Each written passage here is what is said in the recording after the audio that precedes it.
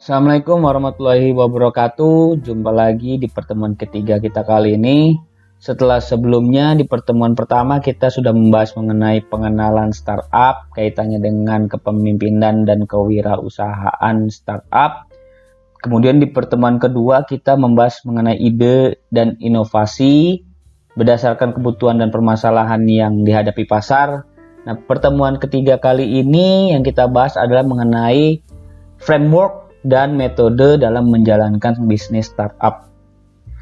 Sepertinya pola pengajaran agak sedikit sersan aja ya, serius tapi santai, serius tapi kita santai. Karena saya evaluasi kemarin minggu lalu tuh, rasanya saya terlalu tegang dan terlalu serius. Jadi muka saya udah jelek, ditambah jelek, jadi kelihatannya nyebelin gitu ya kan.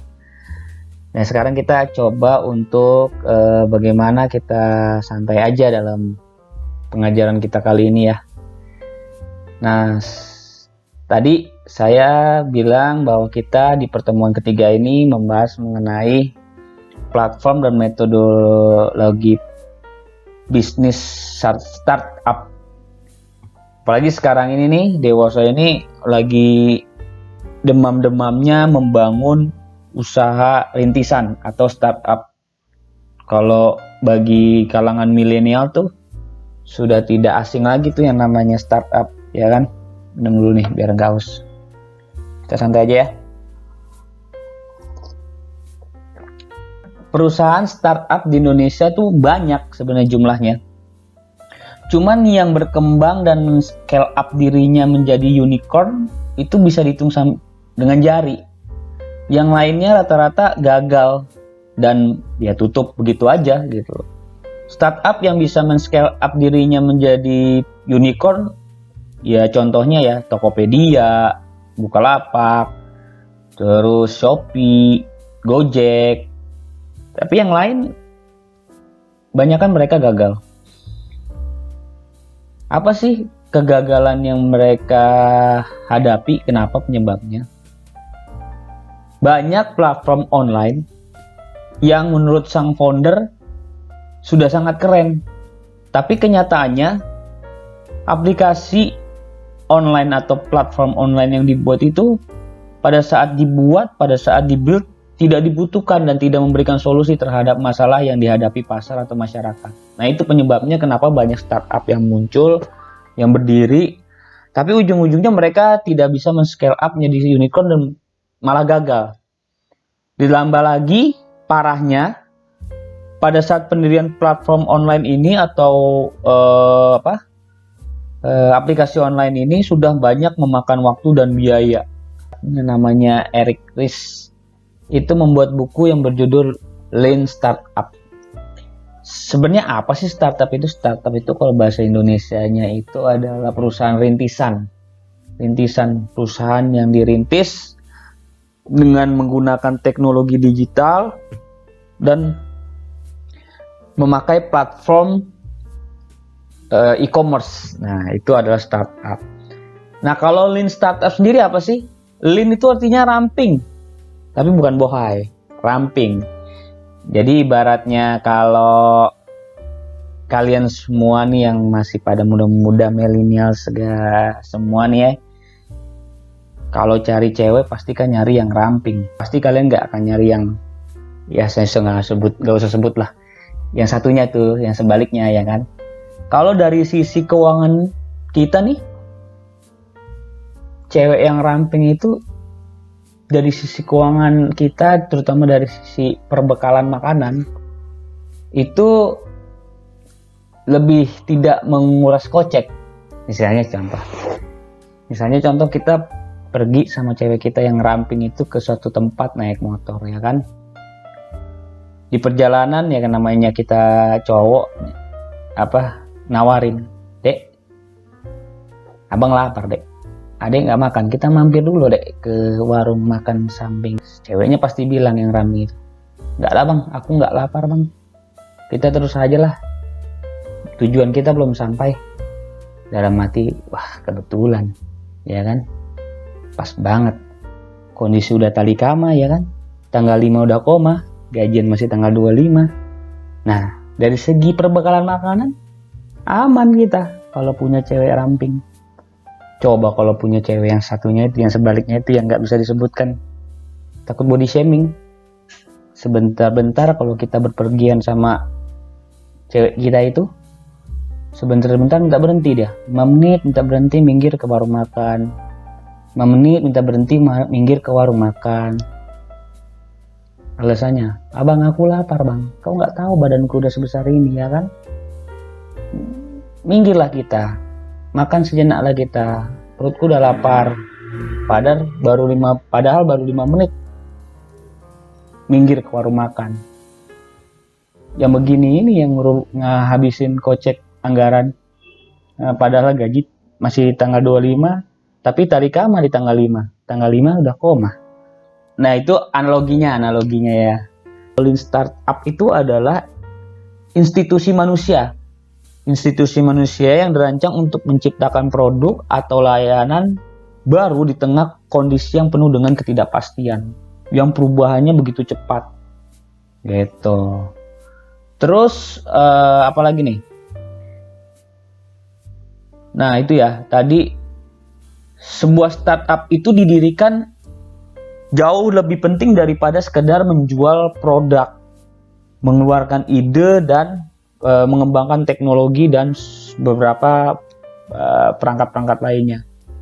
Startup itu didirikan, yang paling sulit adalah bagaimana menggali itu tadi, menggali potensi, bakat, mengelola tim menjadi tim yang solid dan membangun usaha startup itu sendiri sehingga terbentuklah budaya perusahaan yang di masa depan bisa membuat pertumbuhan perusahaan itu menjadi lebih baik. Apa sih yang diharapkan dengan pendirian startup yang dewasa ini banyak didirikan ya? Startup tuh didirikan tujuannya yaitu bagaimana produk yang dihasilkan bisa bernilai bagi konsumen.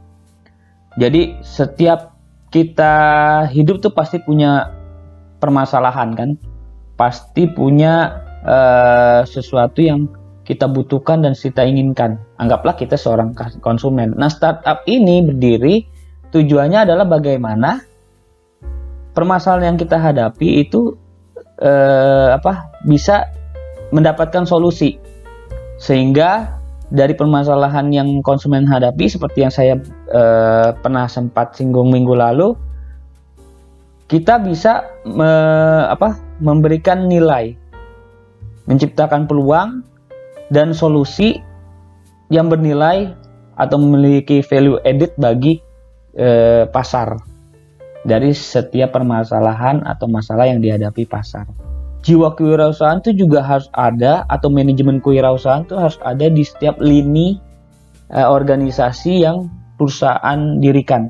Mau itu di bidang keuangan, pemasaran, bidang teknologi IT, bidang R&D, itu semua harus memiliki pola kewirausahaan. Tujuannya apa? Untuk pertumbuhan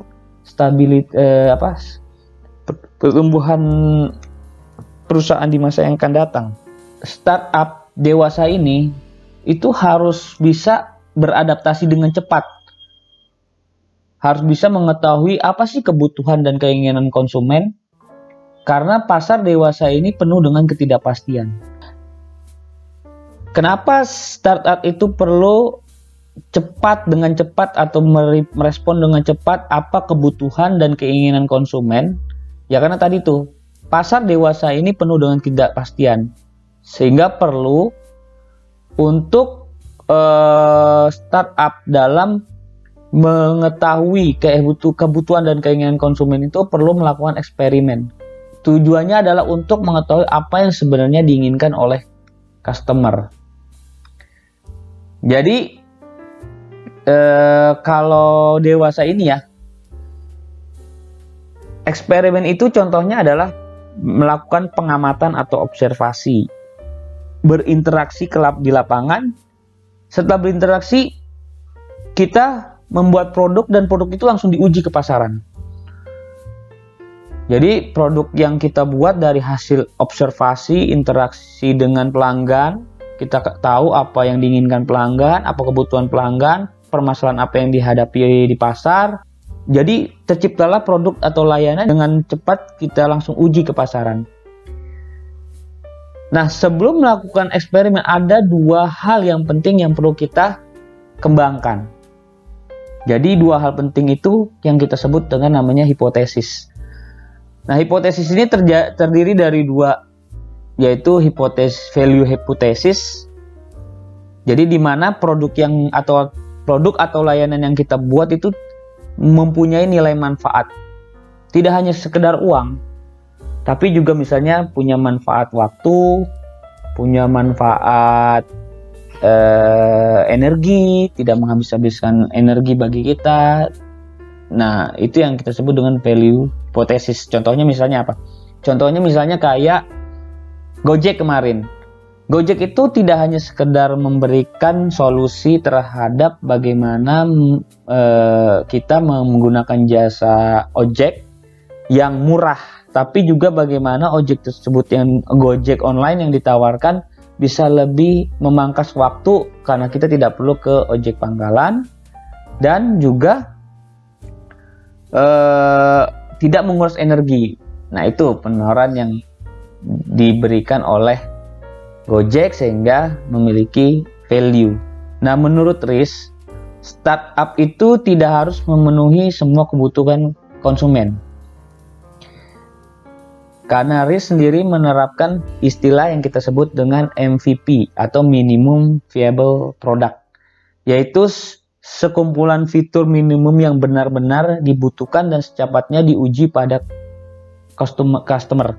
Jadi maksudnya Riz ini adalah, menurut Riz ini tidak harus di dalam produk itu dimasukkan semua fitur-fitur yang terkesan banyak dan lengkap, tapi ternyata tidak semuanya dibutuhkan oleh customer. Jadi menurut Riz ini dalam istilahnya MVP ini, bagaimana membuat produk itu dengan sekumpulan fitur-fitur yang minimum tapi benar-benar dibutuhkan oleh si customer dan menjawab permasalahan yang dihadapi oleh si customer tersebut gitu. Ibaratnya gini loh, misalnya kita ada ya kalian lah punya cowok, anggaplah itu cowok punya fitur lengkap nih. Dulunya kalau kita berpikir punya cowok bisa buat biar bisa ngedate malam minggu misalnya gitu.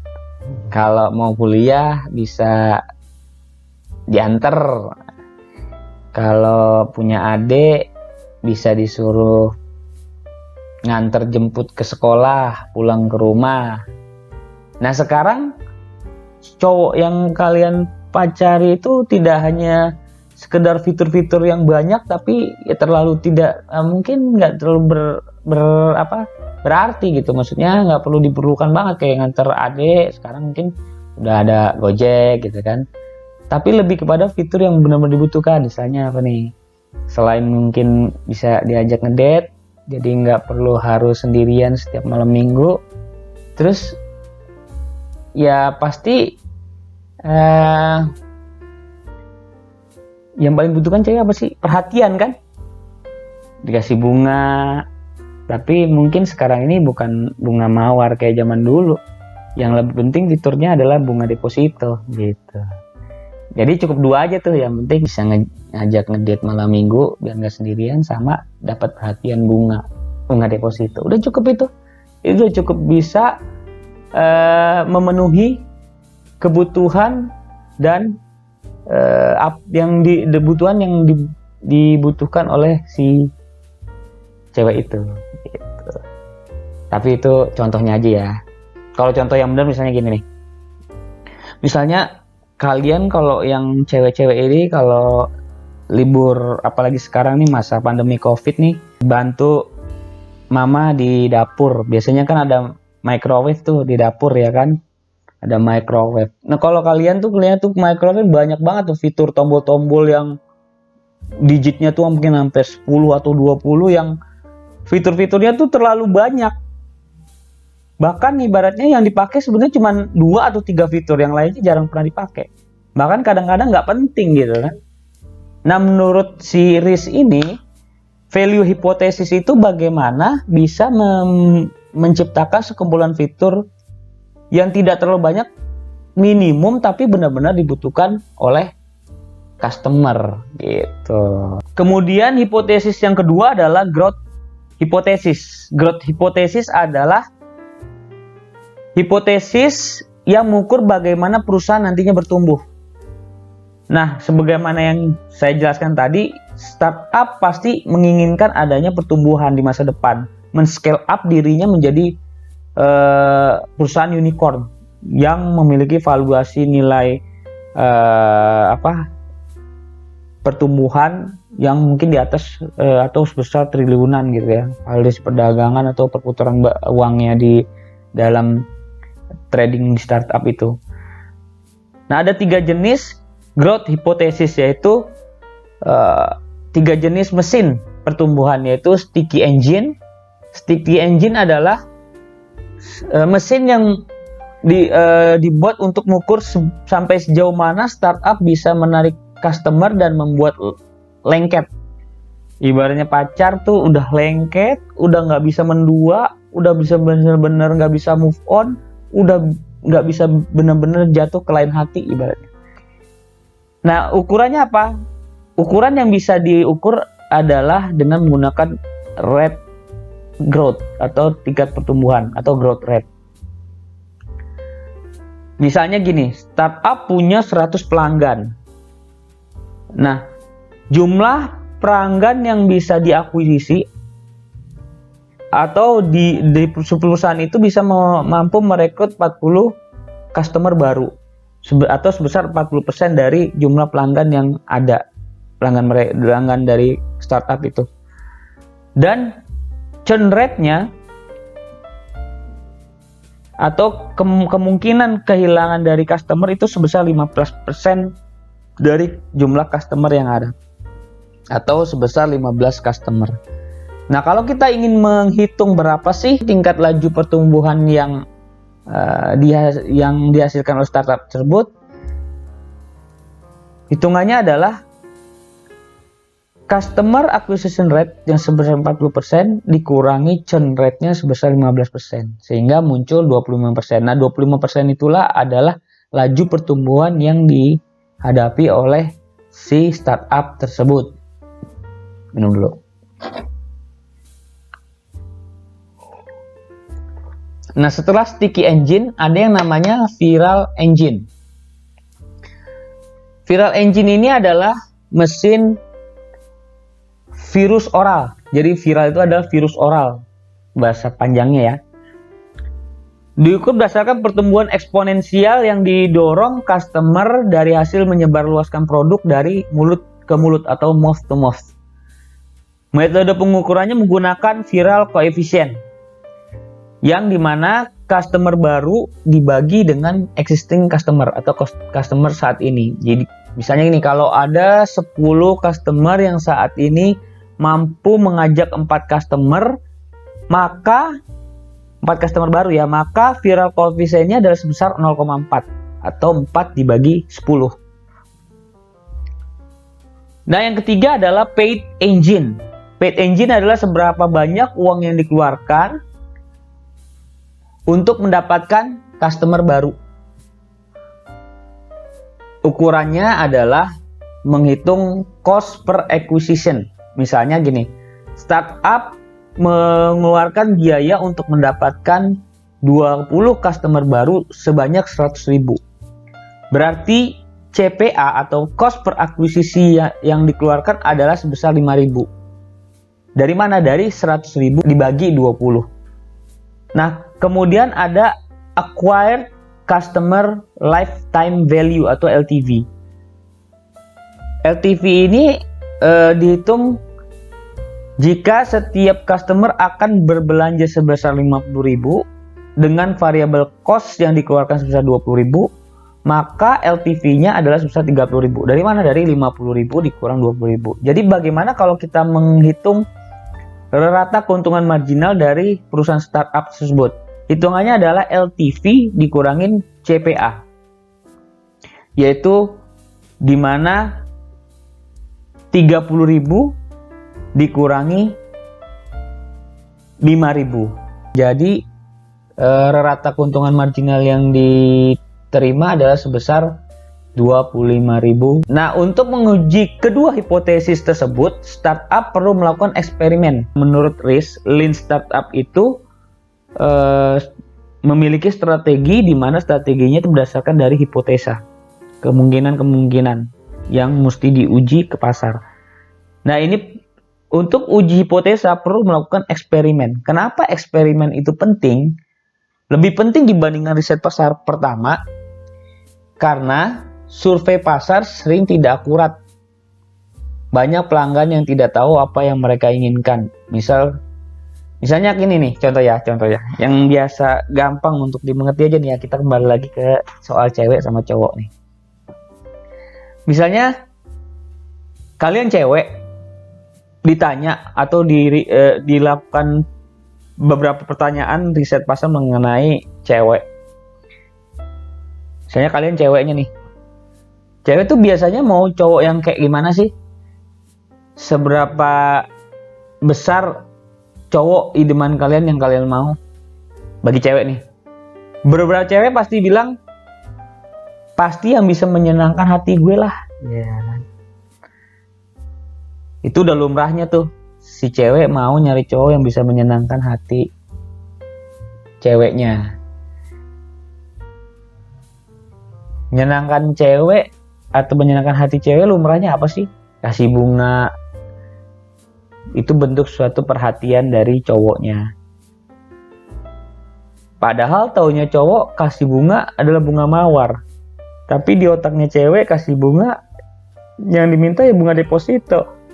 Nah, udah salah tuh melakukan riset tuh kalau dijadikan riset. Tadinya yang mungkin yang dipertimbangkan perhatian itu adalah memberikan bunga mawar, tapi dalam pikirannya si cewek ternyata yang dimaksud perhatian adalah bunga deposito. Udah melenceng kalau kita dari aspek itu untuk melakukan suatu penciptaan produk. Misalnya gitu. Yang tadinya yang harusnya dikasih bunga deposito, ini malah bunga mawar. Kan nggak nyambung. Terus yang kedua adalah proses eksperimen lebih cepat dan murah dan lebih mudah untuk mendapatkan feedback atau umpan balik pelanggan. Jadi kita punya observasi, terus kita berinteraksi di lapangan, kita tahu kebutuhan apa yang dihadapi oleh pasar atau oleh masyarakat dari kebutuhan dan keinginan pasar tersebut. Kita lakukan eksperimen, kita uji produk kita ke lapangan, terus kita langsung dari eksperimen itu kita mudah untuk mendapatkan feedback atau umpan balik pelanggan. Minimal kita pelanggan sudah tahu apa sih yang dibutuhkan dari adanya produk tersebut gitu, karena kita udah melakukan interaksi di lapangan dan melakukan observasi di lapangan. Kemudian yang ketiga adalah eksperimen mempelajari kebutuhan customer lebih mendalam. Nah, karena kita sudah observasi, kita sudah melakukan kita udah melakukan interaksi, jadi lebih mudah untuk bisa mengetahui apa sih kebutuhan yang dibutuhkan oleh customer. Nah, kalau kalian dengar ceritanya Bapak Nadiem Makarim yang sekarang ini menjadi Menteri Pendidikan dan Kebudayaan, ketika dia merintis usaha Gojeknya, yang pertama dia lakukan adalah melakukan observasi tuh. Dia ke lapangan lah, menemui tukang-tukang ojek. Kemudian dia berinteraksi. Menanyakan misalnya berapa sih sehari dia bisa dapat pelanggan. Terus kalau misalnya dia mau melakukan negosiasi harga untuk jasa Gojeknya, apa yang dia mesti lakukan? Apakah langsung memberikan harga yang pas atau dengan tawar-menawar misalnya gitu.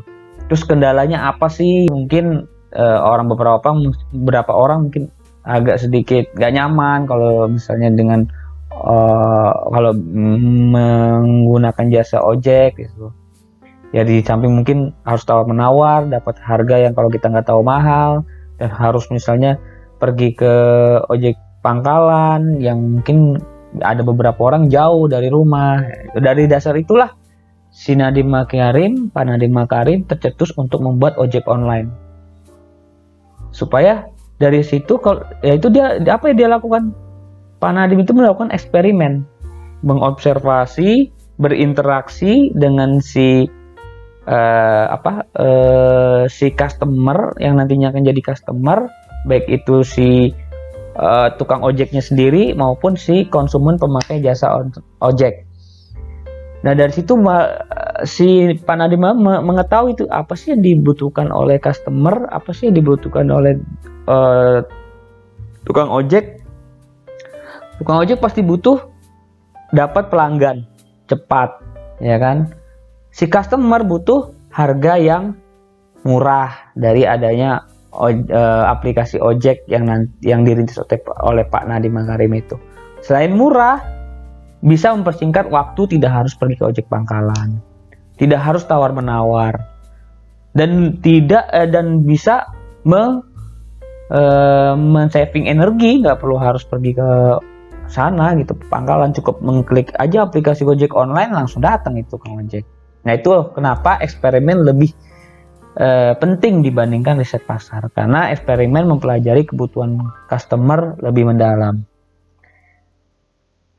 Tapi kita juga tidak boleh nih asal melakukan eksperimen, ada tekniknya. Teknik itu kita sebut dengan validated learning atau pembelajaran yang tervalidasi. Nah, pembelajaran yang tervalidasi atau penggunaan metode ilmiah untuk menguji hipotesis dengan ukuran yang jelas menggunakan matriks kunci. Jadi ada matriks tuh untuk mengukur seberapa akurat eksperimennya nanti diterima oleh pasar, yang kita sebut dengan pembelajaran yang tervalidasi. Tujuannya apa sih? Eksperimen perlu teknik pembelajaran yang tervalidasi. Tujuannya adalah untuk mengurangi pemborosan biaya. Kalau kita misalnya melakukan eksperimen tanpa adanya teknik, misalnya eksperimen aja kita nggak ngelihat cara-caranya gitu, teknik-tekniknya, pemborosan biaya yang kita keluarkan. Kita makan eksperimen yang harusnya mungkin eksperimen itu langkahnya cukup 2 langkah. Nah, setelah itu bisa diterima oleh pasar dan bisa menjadikan solusi terhadap permasalahan yang ada di masyarakat. Dengan tanpa adanya pembelajaran yang tervalidasi, bisa jadi kita melakukan eksperimen bisa 10 kali, 15 kali. Nah itu dengan adanya pembelajaran yang tervalidasi menghindari adanya pemborosan biaya. Setelah eksperimen dilakukan, melalui hipotesis startup bisa melakukan koreksi. Nah maksudnya gini, jadi setelah eksperimen itu dilakukan, sudah diuji ke pasar, sudah diterima pasar, bisa melakukan koreksi nih, apakah produk yang kita ciptakan itu bisa diterima oleh pasar, atau malah sebaliknya nih, kita harus putar balik atau menstop produk yang kita launching ke pasar karena ternyata produk tersebut agak kurang diminati gitu. Jadi kita harus merespon cepat terhadap eksperimen yang sudah kita lakukan dan sudah kita launching ke pasar. Dengan kita melakukan koreksi. Koreksi ini atau yang kita sebut dengan nama pivot, yaitu koreksi langkah yang struktur dirancang untuk menguji hipotesis terkait produk, strategi, atau mesin pertumbuhan yang sudah ditetapkan. Nah, koreksi sangat perlu dalam kita melakukan pembelajaran. Kenapa perlu? Karena kita akan mengetahui bagaimana caranya membuat bisnis yang kokoh dan berkelanjutan di masa yang akan datang. Gitu. Koreksi itu juga kita bisa dengan adanya koreksi atau kita melakukan pivot atau melakukan koreksi, itu kita bisa ibaratnya mobil nih, bisa ngambil ancang-ancang nih pada saat kita melakukan atau merintis startup. Nah, dengan adanya koreksi ini kita bisa melakukan tindakan yang cepat. Apakah mau melakukan pengereman karena di depan itu mungkin jalan yang kita ambil salah sehingga kita harus putar balik gitu. Dalam hal ini produk yang kita launching ke pasaran ternyata kurang direspon oleh pasar, jadi kita tidak menunggu waktu lama untuk bisa menstop produk tersebut, paling tidak melakukan koreksi-koreksi atau perbaikan-perbaikan yang perlu supaya produk itu bisa diterima oleh pasar. Jadi garis besarnya adalah Lean Startup yang diusung atau dipionirkan oleh Eric Ries ini menjelaskan bagaimana cara ketika startup atau perusahaan rintisan yang akan didirikan di tengah kondisi yang penuh dengan ketidakpastian ini bisa dapat bertumbuh di masa depan, bisa men-scale up dirinya menjadi unicorn dan mampu beradaptasi dan merespon pasar dengan cepat dengan melakukan eksperimen, yaitu melakukan observasi, terus melakukan interaksi di pasar, lalu melakukan uji coba atau meluncing produk dan melihat respon dari pasar sendiri, apa yang masukan-masukan yang ada di masyarakat sehingga bisa melakukan koreksi-koreksi. Nah, eksperimen-eksperimen ini membutuhkan hipotesis. Jadi strategi yang dilakukan Lean Startup adalah melakukan hipotesis. Hipotesis apa? Hipotesis ada dua, yaitu value hipotesis dan growth hipotesis. Nah, hipotesis yang diterapkan ini juga perlu adanya teknik. Jadi eksperimen yang kita kerjakan itu perlu teknik, tidak sembarangan. Tekniknya apa? Tekniknya yang kita kenal dengan pembelajaran yang tervalidasi. Dari adanya pembelajaran yang tervalidasi ini, kita bisa mengukur dan bisa mengkoreksi manakala produk yang kita uji di pasar ternyata responnya tidak sesuai yang diharapkan. Respon pasar terhadap produk yang kita luncurkan ternyata kurang begitu baik. Nah, kita bisa melakukan pembelajaran yang tervalidasi dengan cara kita bisa melakukan stop produk tersebut apabila memang sudah tidak diinginkan oleh pasar produk yang kita lakukan, atau kita putar balik, melakukan koreksi, melakukan perbaikan terhadap produk yang kita luncurkan dari masukan-masukan yang ada yang diberikan oleh masyarakat dan menguji lagi ke pasar terhadap produk yang sudah kita lakukan koreksi. Dan koreksi-koreksi ini sifatnya cepat, secepat perubahan yang ada di pasar gitu. Nah, kata kuncinya apa? Kata kunci dari Lean Startup adalah 3. Pertama adalah build, yang kedua adalah measure, ketiga adalah learn. Build yaitu segera bangun produk dengan cepat dan murah. Gimana kita dalam kondisi yang tidak pasti ini membangun produk dengan cepat dan murah. Tidak berbelit-belit, tidak usah kita yang namanya melakukan perencanaan lah, riset pasar yang mungkin bisa bertahun-tahun.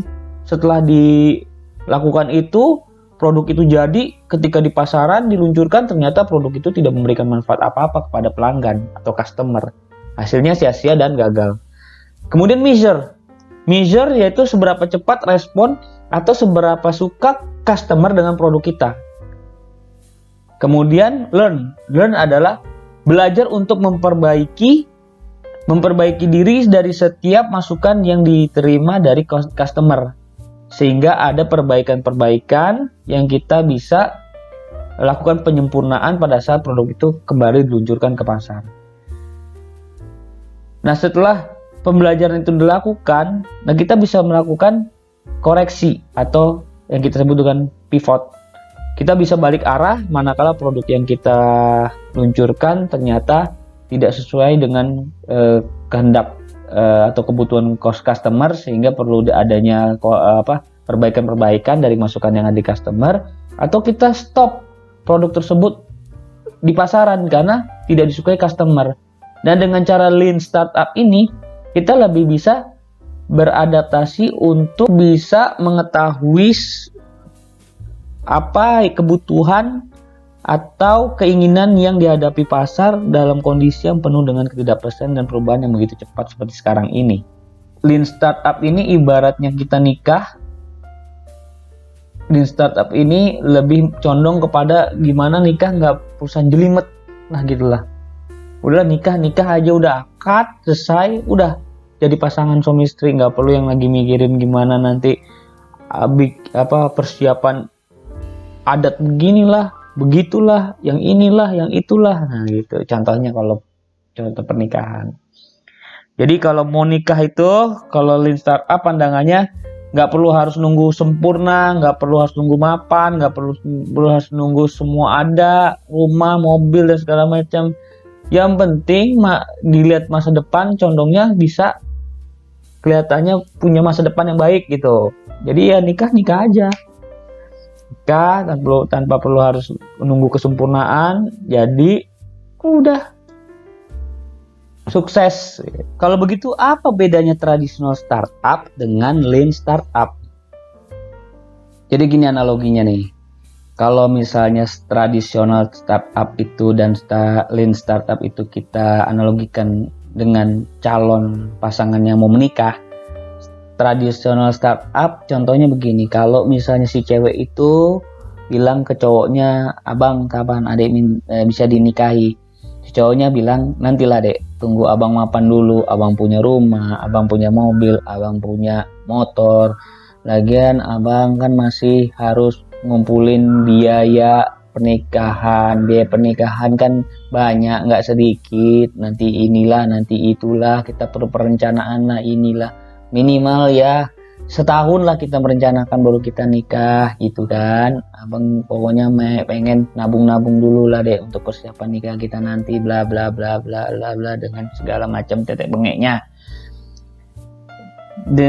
Kalau begitu bisa jadi itu cewek udah nggak sabar, dia carilah cowok lain, nggak jadilah nikah sama tuh cewek ya kan, habis perkara gantung diri di pohon toge. Itu kalau tradisional startup, kebanyakan perencanaan, kebanyakan ini, kebanyakan itu. Kalau lean startup ibaratnya pasangan yang mau nikah, ketika si cewek menanyakan kepada cowoknya kapan adik bisa dinikahi, itu cowok, ayolah kita kan udah sama-sama berinteraksi, abang juga udah sama-sama saling melakukan observasi ke adek, udah ngamatin adek udah jauh-jauh hari ya kan, udah berinteraksi sama adek. Sekarang kita tinggal uji coba aja lah, sama-sama lah. Kalau adek bulan depan ternyata telat, nah kita sama-sama ke orang tua kita. Abang nanti ngomong ke orang tua adek, abang mau nikah ya adek, udah pasti tuh orang tua ngasih ngizinin, ya paling ditonjok dulu, tapi ujung-ujungnya pasti nikah. Nah, tapi itu contoh yang hanya sekedar guyonan aja ya. Tapi intinya perbedaan antara tradisional startup dengan lean startup yaitu pertama dari aspek strategi. Tradisional startup berdasarkan implementasi. Jadi riset dulu, perencanaan dulu, nah baru implementasi di lapangan. Kalau lean startup berdasarkan hipotesa yang tadi ada dua ya, berdasarkan value hypothesis dan yang kedua adalah growth hypothesis. Terus yang kedua dari segi produk baru, tradisional startup lebih menyiapkan penawaran ke pasar, disiapkan dulu penawaran ke pasar. Tapi kalau lean startup lebih pada uji coba hipotesa, pengujian hipotesa yang tadi sudah dijelaskan. Yang ketiga dari si organisasi, tradisional startup lebih pada memperkerjakan orang berdasarkan pengalaman dan kemampuan. Sedangkan lean startup itu memperkerjakan seseorang lebih pada kecepatan belajar dan bagaimana mereka berkreativitas, membentuk tim yang solid. Keempat dari sisi laporan finansial, tradisional startup lebih banyak mengambil keputusan pada data angka akuntansi, angka-angka data yang ada di akuntansi pada cash flow dan laporan laba rugi. Dasar dari laporan finansialnya adalah angka data akuntansi, cash flow dan laporan rugi laba. Tapi kalau lean startup, laporan finansialnya berupa matrik keuangan, penilaian customer dan kepercayaan customer, serta viral atau dirinya produk yang diluncurkan ke pasar. Kelima, dari sisi kegagalan, kalau tradisional startup gagal, mengalami kegagalan dalam meluncurkan produknya, atau produk itu ternyata tidak begitu diminati oleh pelanggan, yang ada pemecatan karyawan dan mengganti karyawan baru pada saat produk itu gagal di pasaran. Tapi kalau lean startup lebih kepada mengganti cara kerja dan cari solusi lain, tidak melakukan pemecatan karyawan. Nah, kemudian yang keenam, dari sisi kecepatan. Kalau kecepatan, tradisional startup lebih lambat karena tradisional startup lebih memikirkan pada bagaimana mereka melakukan perencanaan dulu nih. Setelah itu riset ke pasar sebelum produk itu dibuat, diciptakan, sebelum diluncurkan ke pasar. Nah, ada kemungkinan udah melakukan perencanaan yang lama, riset pasar yang terlalu berjelimet, ternyata produk itu nggak diterima pasar dan gagal akhirnya. Dan untuk misalnya melakukan launching produk, data harus lengkap dulu kalau di tradisional startup. Sedangkan kalau di lean startup, begitu cepat perkembangan untuk melakukan launching produk ke pasaran, asalkan data cukup. Karena dari kita uji produk kita di pasar, minimal udah ada prototipe yang bisa diterima pasar. Dari situ kita bisa melakukan koreksi. Kalau misalnya produk yang kita luncurkan katakanlah belum bisa diterima atau butuh masukan-masukan, itu bisa langsung kita koreksi, kita kembalikan lagi ke pasar untuk diuji apakah produk itu sudah benar-benar sesuai dengan kebutuhan dan keinginan masyarakat atau pelanggan. Kalaupun tidak, langsung bisa kita stop. Jadi tidak menunggu waktu lama sampai pengeluaran yang kita keluarkan besar. Nah, itu kurang lebihnya materi yang ada di pertemuan ketiga kita kali ini. Jika memang ada masukan atau tambahan yang sifatnya membangun, bisa kita lanjutkan di forum, dan mudah-mudahan materi yang kita pelajari dalam perkuliahan daring kali ini bisa bermanfaat. Akhir kata, wabillahi taufik wal hidayah. Wassalamualaikum warahmatullahi wabarakatuh.